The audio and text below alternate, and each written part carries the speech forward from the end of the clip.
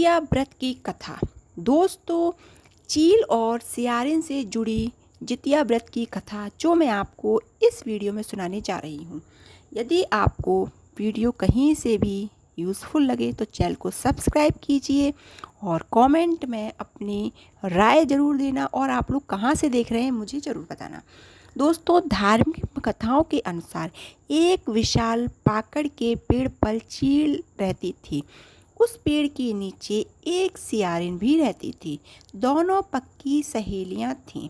दोनों ने कुछ महिलाओं को देखकर जितिया व्रत करने का संकल्प ले लिया और भगवान जिमूत वाहन पूजा करने का प्रण लिया। लेकिन इस दिन दोनों को व्रत रखना था। उसी दिन शहर के एक बड़े व्यापारी का निधन हो गया। उसके दाह संस्कार में सियारिन को भूख लगने लगी थी।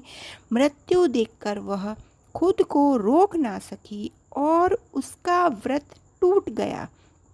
पर चील ने संयम रखा और भक्ति भाव व नियम पूर्वक इस व्रत को करने के बाद अगले दिन श्रद्धा से व्रत का पारण किया।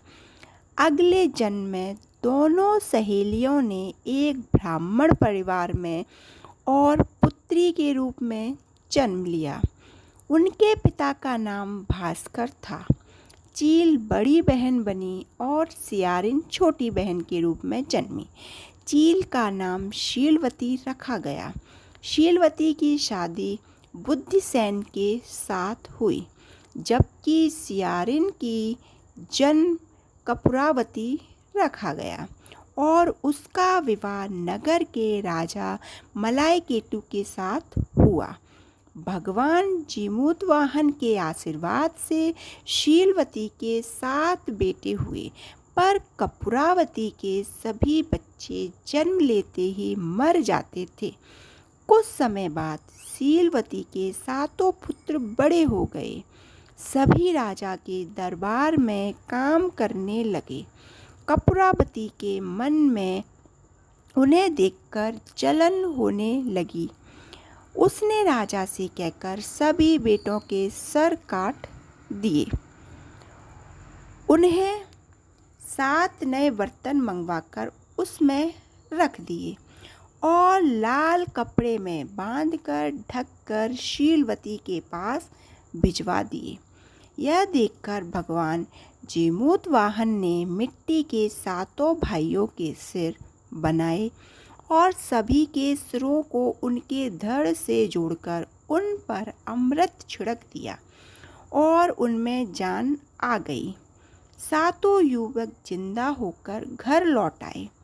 जो सर कटे रानी ने भेजे थे वो फल बन गए। दूसरी ओर रानी कपूरावती बुद्धिसेन के घर से सूचना पाने को व्याकुल थी।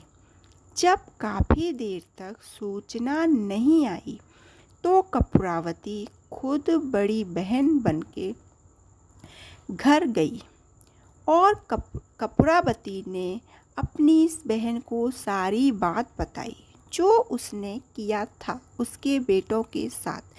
कपूरावती को अपने किए पर पछतावा हुआ, क्योंकि जब उसने शीलवती के 7 पुत्रों को वहां जिंदा पाया।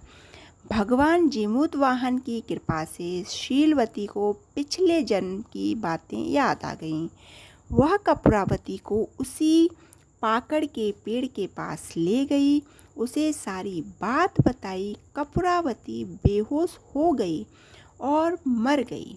जब राजा को इसकी खबर मिली तो उन्होंने उसी जगह पर जाकर पाकड़ के पेड़ के नीचे कपूरावती का दाह संस्कार किया।